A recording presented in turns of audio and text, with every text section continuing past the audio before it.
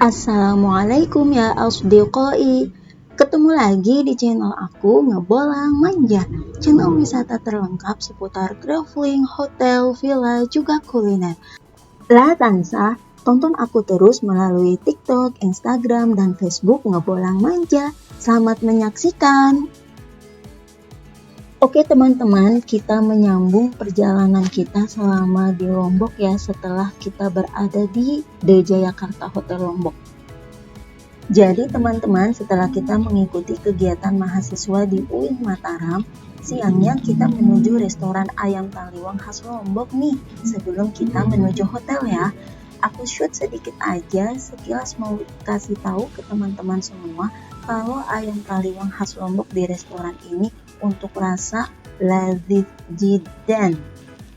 Ayo, ada yang tahu lazif jiddan artinya apa? Lazif jiddan itu dalam bahasa Arab artinya lezat sekali. Suasana restorannya seperti ini nih teman-teman, bikin nyaman deh pokoknya ya. Katanya sih sampai Bapak Presiden pernah makan di sini loh. Untuk tempat makannya ada lesehannya juga loh. Kursi di taman, kemudian kursi yang di dalam. Karena kita banyak, jadi kita yang di dalam ya. Saat kita masuk restorannya, di sini kita disambut oleh guide yang asal dari Lombok ya.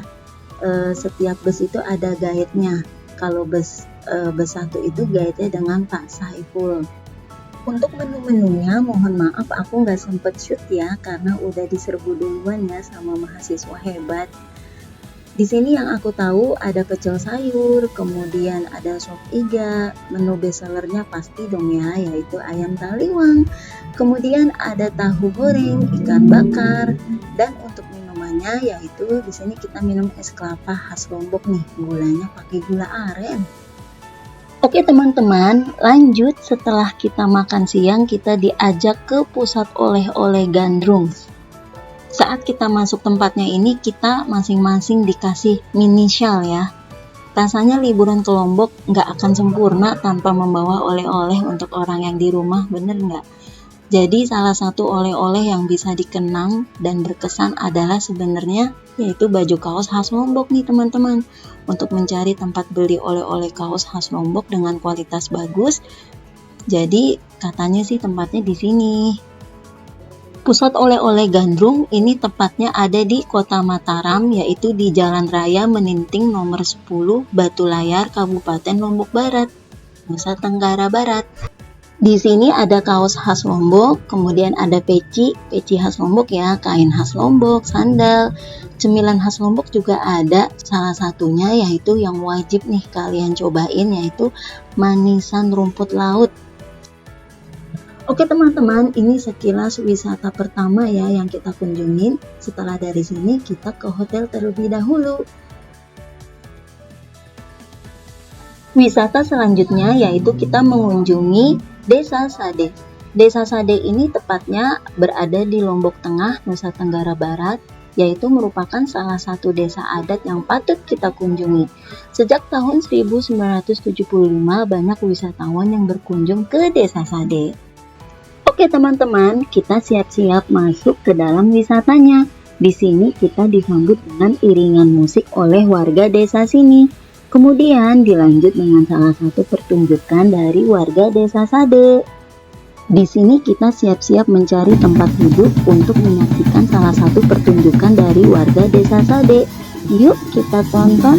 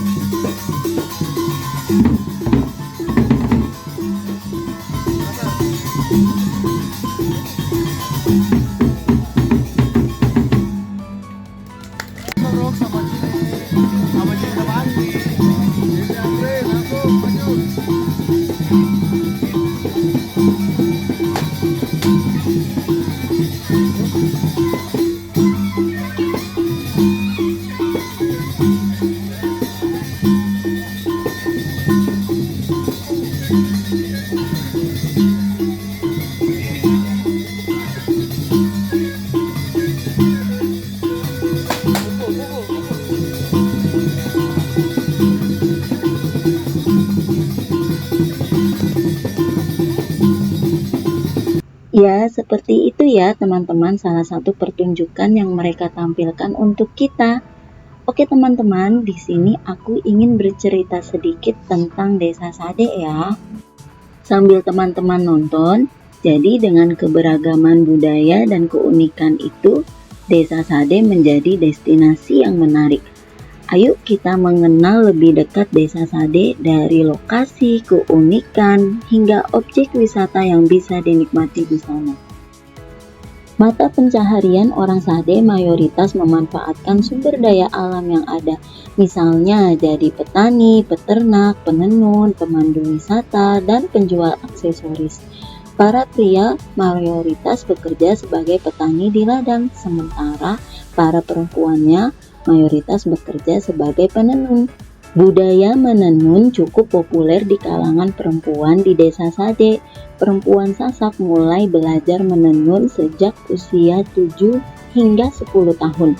Oleh karena itu, menenun menjadi profesi yang digeluti perempuan Sasak ketika masa panen telah berakhir. Selain itu, orang Sasak di Desa Sade percaya bahwa perempuan Sasak wajib menguasai keterampilan menenun sebelum menikah. Salah satu produk hasil tenunan di Desa Sade adalah kain songketnya nih teman-teman, yang terbuat dari benang emas atau perak yang ditenun bersamaan dengan katun atau sutra. Untuk membuat sehelai songket itu dibutuhkan kain sepanjang 2 meter dengan waktu pengerjaannya selama 2-3 minggu. Nanti nih teman-teman, setelah kita menyaksikan pertunjukan ini, kita baru keliling melihat beberapa aksesoris, kain songket, berbagai macam tas, dompet, gelang yang sudah mereka buat.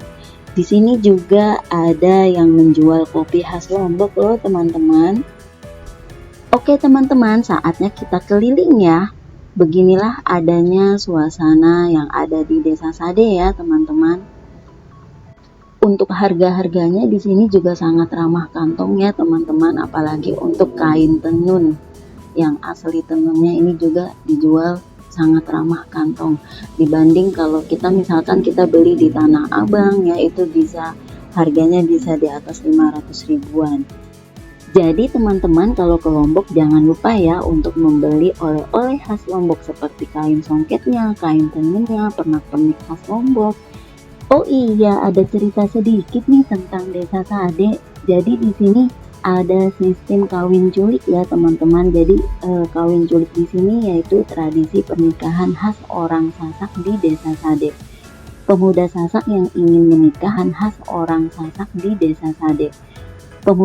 Kemudian setelah aksi culik-menculik, mempelai pria akan membawa calon istrinya ke rumah kerabat. Setelah itu, pembicaraan soal pernikahan akan dibahas oleh keluarga dari kedua mempelai keesokan harinya.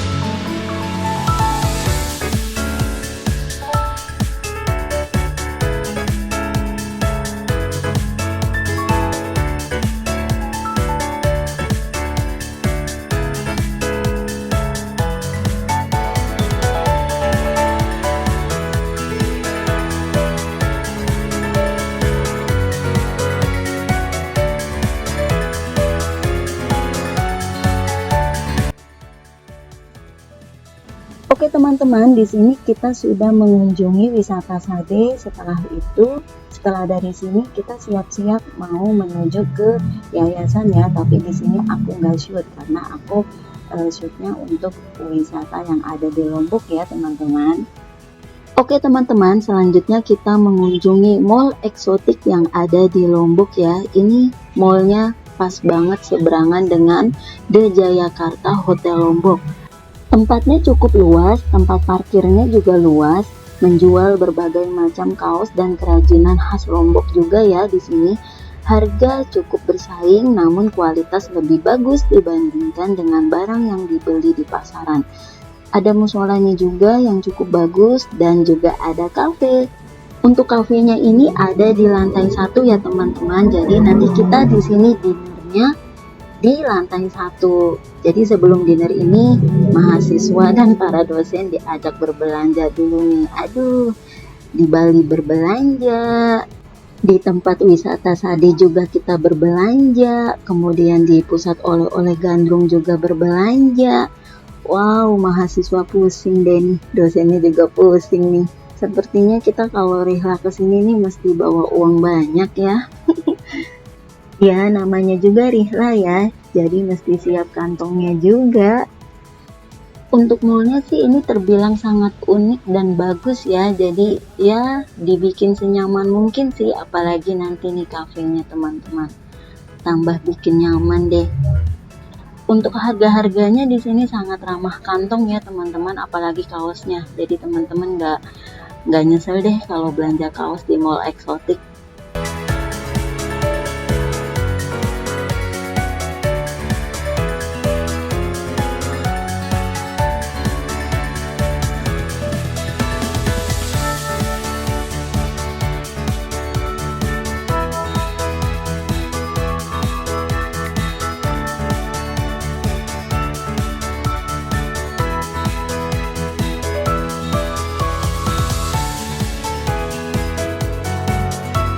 Oke teman-teman, saatnya kita makan malam di kafenya nih.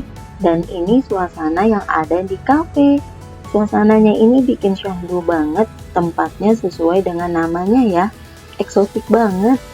Ditambah ada yang menghibur kita di sini nih, penyanyi ganteng. Aku nggak tahu namanya sih. Dan di sini juga ada 2 mahasiswa dari UNJ yang berani tampil di atas panggung yang katanya sekalian live music nih. Mohon maaf ya teman-teman, untuk menu makannya aku nggak tampilin ya, karena udah kecapean seharian kita rihla dari pagi hingga malam.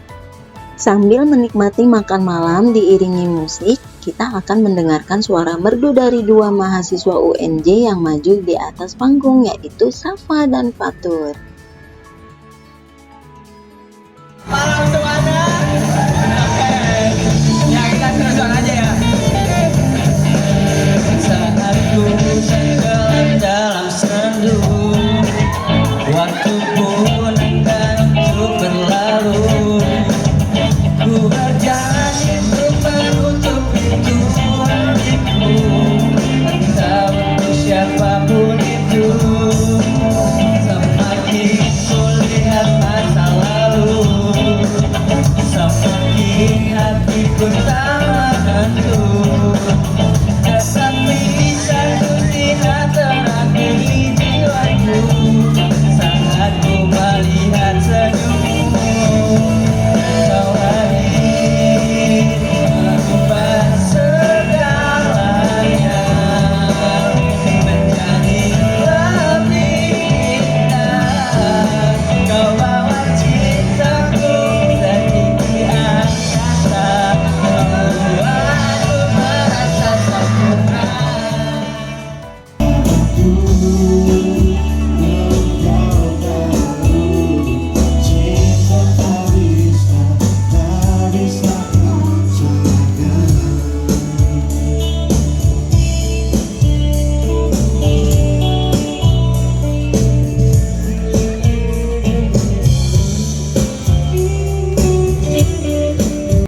Oke teman-teman, setelah melalui rihlah yang cukup panjang sampai seharian dari pagi hingga malam, kita istirahat dulu di hotel, kemudian lanjut lagi paginya kita mau ke Lombok Utara.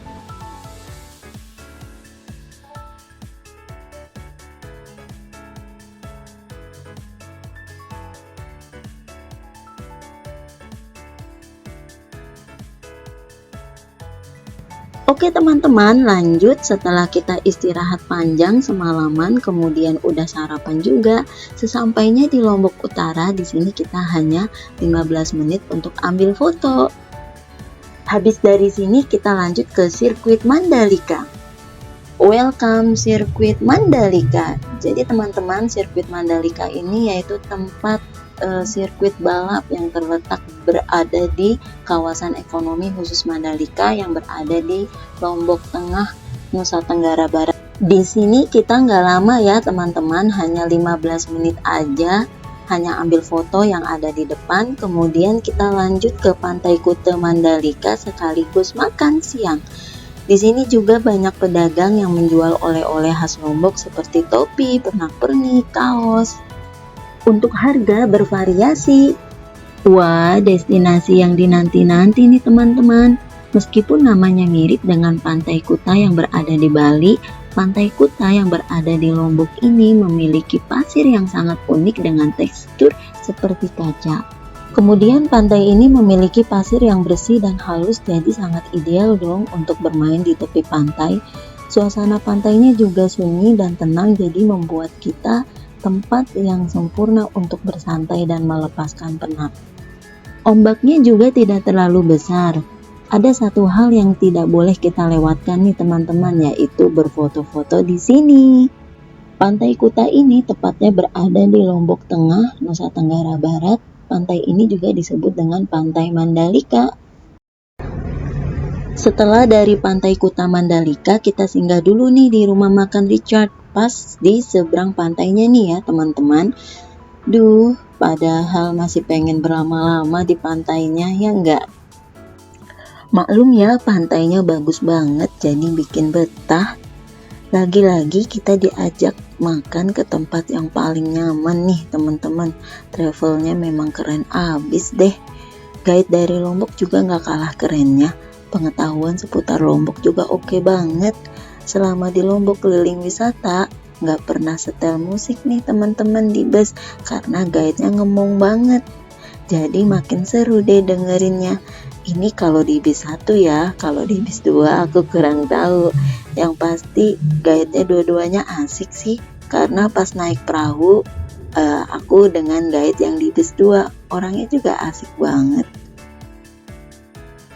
Tempat makannya ini juga nggak kalah eksotiknya nih teman-teman. Miniaturnya semua dari bambu. Masya Allah, unik banget deh. Pas banget ya, abis panas-panas di pantai terus kita singgah ke sini, mantul deh. Untuk menu-menunya yang pasti rasanya khas Lombok banget nih teman-teman. Di sini juga ada sayur asem khas Lombok loh. Ini di lantai satunya ya teman-teman. Bangunannya super kokoh banget. Di dekat restoran ini juga terdapat penginapannya ya teman-teman.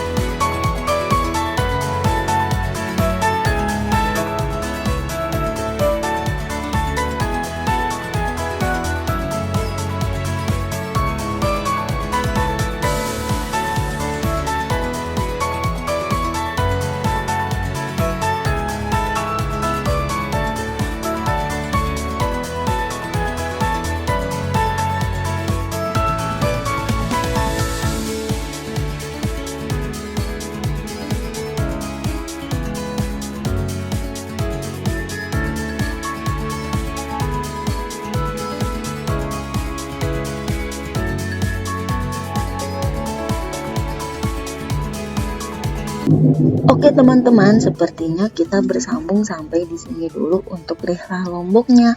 Sebenarnya nanggung sih ya, tinggal 2 wisata lagi. Namun karena waktunya nggak cukup, bersambung sampai di sini dulu ya. 2 wisata lagi yang kita kunjungi yaitu Dharma Satya Lombok, Pusat Tenun, dan Gili Trawangan. Sekaligus nanti akan aku tampilin sedikit perjalanan mahasiswa dan para dosen yang ada di Jogja. Jangan lupa untuk dukung terus channel YouTube aku ya. Kalau teman-teman suka, jangan lupa untuk bantu like dan subscribe-nya. Aku juga selalu terbuka lebar untuk kritik dan sarannya yang membangun. Silahkan teman-teman tulis di kolom komentar. Terima kasih untuk teman-teman yang sudah setia nonton dari awal hingga akhir. Tunggu part selanjutnya ya. Ilal liqa. Wassalamualaikum.